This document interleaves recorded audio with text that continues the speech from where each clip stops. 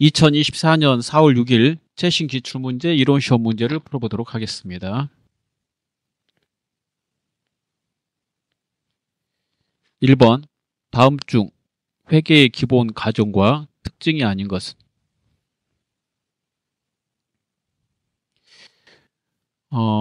회계의 기본 가정이 뭐 있는지 알아야 되겠죠. 이거하고 그 다음에 그 회계의 특징, 이게 두 가지를 물어보는 겁니다. 예. 기본 가정 세 개가 있는데요. 첫 번째 기업 실체,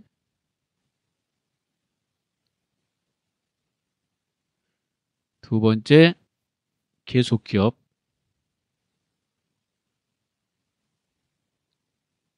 세 번째 기관별 보고가 있습니다.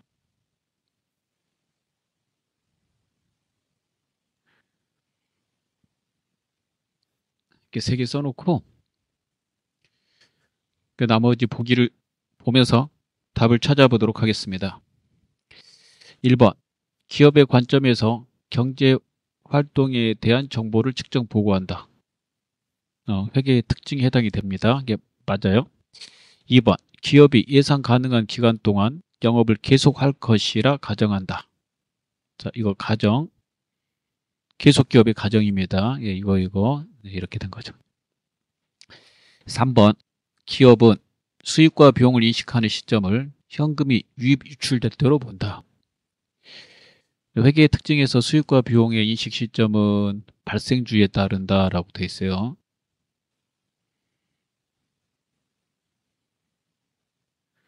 네, 그래서 3번이 정답이 되겠네요. 현금 유입 유출로 따져서 하는 거는 현금주의고요. 현금주의는 결산 시 재무제표 작성할 때 그 현금 흐름표의 기준이 되는 겁니다. 그래서 현금 흐름표 작성 기준 하면 현금주의라고 그래요. 보기 4번 기업의 존속기간을 일정한 기간 단위로 분할하여 각 기간 단위별로 정보를 측정 보고한다. 이건 회계 기본 가정의 기간별 보고의 가정에 해당이 됩니다. 2번 다음 중 상품의 매출원가 계산 시 총 매입액에서 차감해야 할 항목은 무엇인가? 총 매입액 물어보는 거예요. 총 매입액. 매출원가는 기초 재고액 플러스 총 매입액에서 매입 시 발생되는 재비용을 더하고 그 다음에 환출, 애누리, 할인을 뺀다라고 돼 있고요. 거기에서 기말 재고액을 빼면 매출원가가 된다라고 돼 있습니다. 그 중에서 총 매입액을 물어보는 거죠. 총 매입액에서 차감해야 되는 거는 3번이 되겠습니다. 매입 환출, 매입 애누리, 하나 더 쓰면 매입 할인, 이렇게 3개. 매입 시에 발생되는 재비용, 얘네들은 가산하는 거죠. 3번을 보도록 하겠습니다. 건물 취득 시에 발생한 금액들이 다음과 같을 때 건물의 취득 원가는 얼마인가? 건물은 유형자산입니다. 유형자산 취득 시에 직접적으로 발생되는 비용은 더하라라고 되어 있고요. 그 다음에 보기에 있는 자본화 대상 차입 원가, 얘는 무슨 내용이냐면 우리가 건물을 지을 때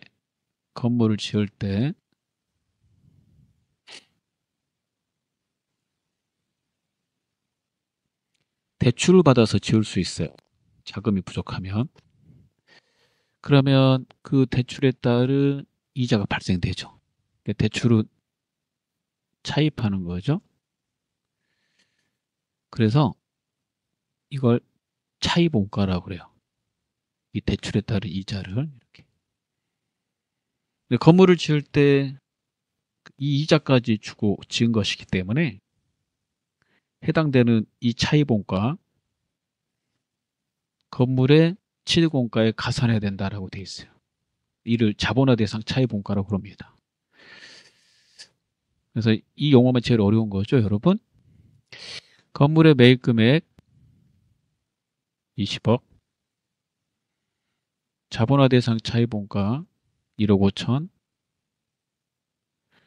그 다음에 건물의 취득세 2억. 이거 다 취득원가에다가 가산하시면 되겠고, 관리 및 기타 일반 간접원가는 비용 처리하는 거죠. 단기에 비용 처리하는 겁니다. 따라서 정답은 23억 5천만 원이 되겠습니다. 3번이 정답입니다.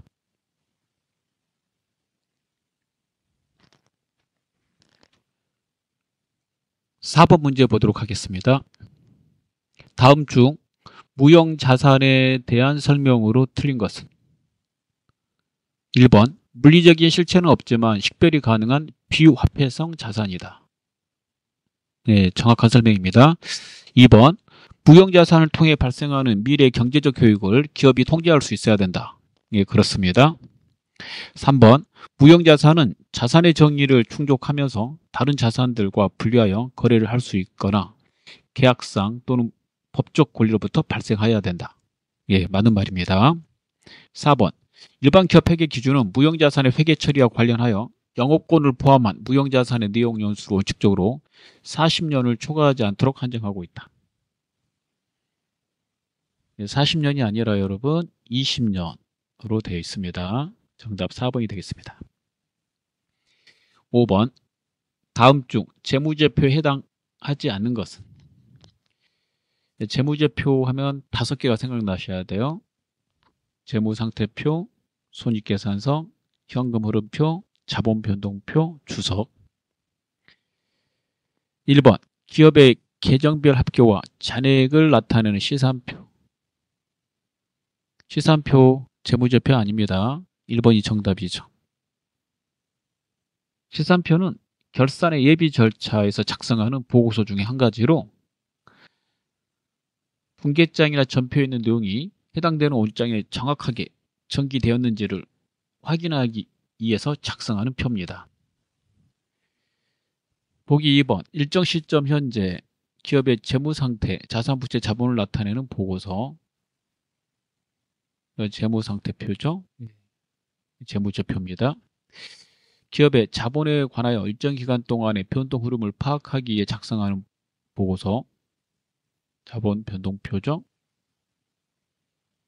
재무제표입니다. 보기 4번 재무제표의 과목이나 금액의 기호를 붙여 해당 항목에 대한 추가 정보를 나타내는 별지. 주석이죠. 따라서 정답은 1번이 되겠습니다. 다시 한번 재무제표 5개를 암기해 주시면 되겠습니다. 재무상태표, 손익계산서, 자본변동표, 현금흐름표, 주석. 6번 다음 중 유동부채와 비유동부채의 분류가 적절하지 않는 것은? 자, 이런 거는 회계 1급 하시면 개정 과목 많이 외우고 계시잖아요. 예, 쉽죠 좀. 정답은 2번입니다. 유동성 장기 부채도 유동부채죠. 이쪽으로 가야 돼요. 예. 7번을 보도록 하겠습니다. 다음의 자본 항목 중 포괄 손익계산서에 영향을 미치는 항목은 무엇인가? 1번 감자차손, 2번 주식발행 초과금, 3번 자기주식 처분이익, 4번 매도가능증권 평가이익. 자, 이거 자본의 종류 중에서 이 3개는 이 3개가 아니라 따로따로 써야 되겠네요. 이렇게 이 2개는 자본잉여금이고요. 얘는 자본조정이고 얘는 기타, 포괄, 손익, 누계액이죠. 정답은 포괄손익, 포괄손익 4번이 되겠네요. 기타 포괄손익 누계액은 언젠가는 손익계정으로 넘어가는 거예요. 즉 매도가능증권 같은 경우에는 처분할 때 손익계정으로 넘어가기 때문에 포괄손익계산서에 표시해야 된다라고 돼 있어요. 그래서 영향을 미치는 항목은 4번이 되겠습니다. 8번. 다음 자료 중 빈칸 A에 들어갈 금액으로 적당한 것은? 자, 박스 보시고 계산하면 되겠죠? 기초상품 최고 플러스 매입 마이너스 기말상품 최고 이렇게 하면 매출 원가죠? 45만 9천 원. 여기까지 구해가야 되네. 자, 그 다음에 매출액에서 여기에서 이거 빼는 거 이거 빼면 매출 원가죠. 매출액에서 매출 원가를 빼면 여기서 이렇게 빼는 거예요. 매출 총익이 됩니다. 빼면 매출 총익은 매출 원가에 비해서 매출액이 적네요. 그건 마이너스 났는데요. 16만 9천 원. 여기에다가 판매비와 관리비 이제 빼면 단기 순손익, 즉 영업이익, 영업손실이 나오는데 이거 또 빼는 거니까 이렇게 빼주면 단기 순손실 36만 원이 되겠습니다.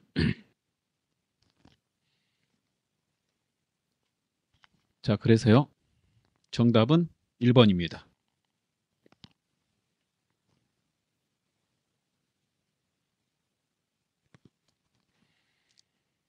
9번. 다음 중 원가 행태에 따라 변동원가와 고정원가로 분류할 때 이에 대한 설명으로 틀린 것은? 보기 1번. 고정원가는 조업도가 증가할수록 단위당 원가도 증가한다. 고정원가 그래프를 그려보면 자 이렇게 되죠. 이게 총원가고 이거 단위당 원가입니다. 전체 들어가는 게 똑같다 그래서 고정원가라고 그러죠.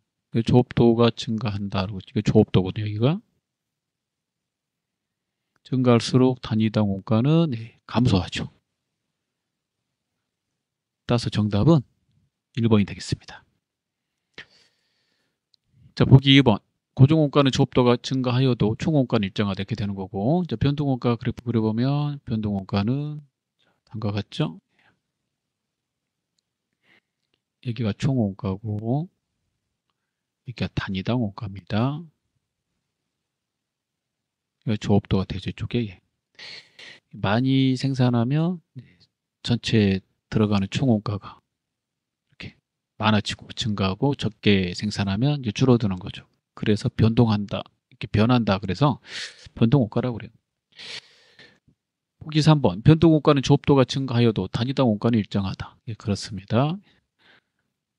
4번. 변동원가는 조업도가 증가할수록 총원가도 증가한다. 그렇죠. 그래서 다 맞는 말이라는 걸 알 수 있겠습니다. 그래프를 잘 보고 암기하시면 되겠어요. 10번. 다음 중 보조 부문 원가를 배분하는 방법 중 옳지 않는 것은? 배분하는 방법이 3개 있죠. 상호, 단계, 직접 있습니다. 보기 1번. 상호 배분법은 보조 부분 상호 간의 영역 수수 관계를 완전히 반영하는 방법이다. 네, 그렇습니다. 가장 정확한 방법이죠. 모든 관계를 다 계산하기 때문에. 단 계산 과정이 복잡합니다. 시간, 비용이 많이 소요되고요. 2번. 단계 배분법은 보조 부분 상호 간의 용역 수수 관계를 전혀 반영하지 않는 방법이다. 전혀 반영하지 않는 방법 직접이잖아요. 3번하고 비교해 보세요. 그 두 개 중에 하나가 틀렸겠지. 2번입니다. 단계 배분법은 보조 부분 중에서 중요한 건 일부를 반영하는 거예요. 일정한 단계까지는 계산합니다. 일정한 단계, 순서 여기까지는 계산하는 거예요. 자, 그럼 정답 2번이 되겠고 보기 4번 한번 읽어보면 되겠죠. 상호 배분법, 단계 배분법, 직접 배분법 어떤 방법을 사용하더라도 보조 부분의 총원가는 제조 부분에 모두 배분된다. 이거 다 배분되는 거죠.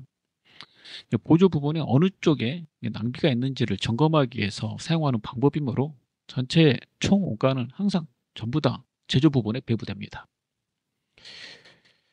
11번. 다음 자료에 의한 단기 총 제조 원가는 얼마인가? 단 노무 원가는 발생주에 따라 계산한다.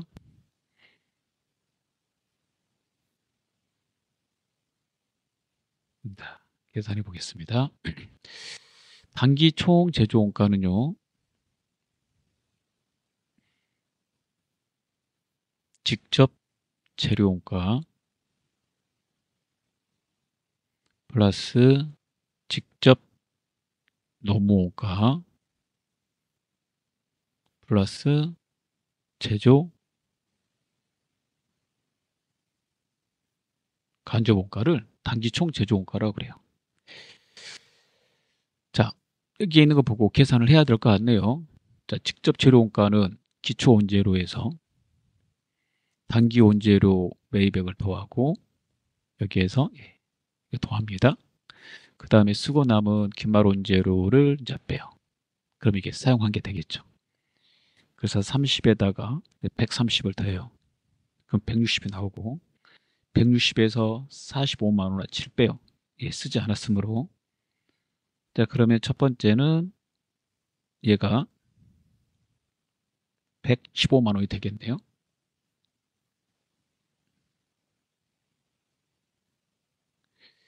직접 노무 원가는 자, 이거 가지고 계산하셔야 돼요. 단기 지급 임금액, 정기 미지급 임금액, 단기 미지급 임금액 가지고 단기 지급 임금액 노무 원가 맞죠? 예, 플러스 정기 미지급액 임금액, 단기 미지급액 임금액 얘는 더하고요. 얘는 빼요. 왜 그럴까요? 노무 원가는 발생주에 따라 항상 계산합니다. 즉 노동력이 투입되면 그 투입된 만큼을 원가에다 반영한다는 말이에요. 돈이 나가는 걸로 계산하는 게 아니라 노동력이 투입됐다면 그 투입된 금액을 가지고 하는 거예요. 그러면 단기 지급 임금액은 단기에 발생된 거잖아요. 이게 투입됐죠. 그걸 단기에 지급했다는 거예요. 플러스 단기 미지급의 임금액 단기에 발생된 거죠. 근데 지급은 안 했어요. 근데 발생했잖아요. 노동력이 투입됐으니까 원가에는 넣어줘야죠. 플러스 정기 미지급 임금액은 정기에 발생된 거예요. 정기에 원가에 넣어야 돼요. 근데 그게 주지 않아서 그 임금을 단기에 줬다는 거죠. 이거는 정기에다 플러스 하는 거고, 단기에서는 플러스 하면 안 되니까 단기에서 이제 빼야 되겠죠. 이렇게 해서 계산하게 됩니다. 계산하게 되면 얘는요 45만 원이 되겠죠.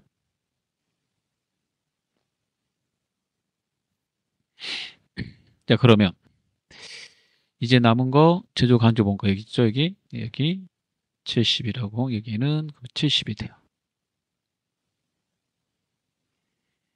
자, 그러면 저거 다 더하면 되겠죠. 다 더해서 계산해 보면 115만 원 더하기 45만 원 더하기 70 230만 원이 됩니다. 정답은 2번이 되겠습니다. 12번 다음 중 종합원가 계산에 대한 설명으로 옳지 않은 것은 1번 소품종 대량 생산하는 업종에 적용하기에 적합하다. 그렇습니다. 공정 과정에서 발생하는 공손 중 정상 공손은 제품의 원가에 가산한다. 그렇죠. 공손은 여러분 분량을 말해요. 분량. 정상적인 분량은 제조 원가에 가산하는 거죠. 비정상적인 분량은 비정상 공손이라고 그러는데 제조 원가에서 빼는 거고. 3번 평균법을 적용하는 경우 평균법 종합원가 계산에 나오는 말이죠. 기초저금품 원가를 단기에 투입한 것으로 가정한다. 네, 그래요. 그래서 작년 거 빼지 않고 더해서 평균 된다고 그래서 평균법이라고 합니다. 보기 4번 제조원가 중 제조 간접 원가는 실제 조업도의 예정 배부를 반영하여 계산한다. 4번인데요. 제조 간접 원가의 실제 조업도의 예정 배부 이렇게 반영한다는 말 이렇게 곱해서 계산하는 거 말하는 거고 이거 개별 원가에서 나오는 말이잖아요. 개별 원가 중에 예상해서 계산하는 거 정상 개별 원가 생각나실까요? 예. 정답은 4번이 되겠습니다. 13번 다음 중 부가가치 세법상 세금계산서를 발급할 수 있는 자는 1번 면세사업자로 등록한 자 발급할 수 없죠. 사업자 등록을 하지 않는 자 발급할 수 없죠. 그 다음에 사업자 등록을 한 일반 과세자 발급할 수 있죠. 그 다음에 간이 과세자 중 직전 사업연도 공급 대가가 4,800 미만인 자, 얘네들은 영수증만 발급해야 되는 거죠. 따라서 정답은 3번이 되겠습니다.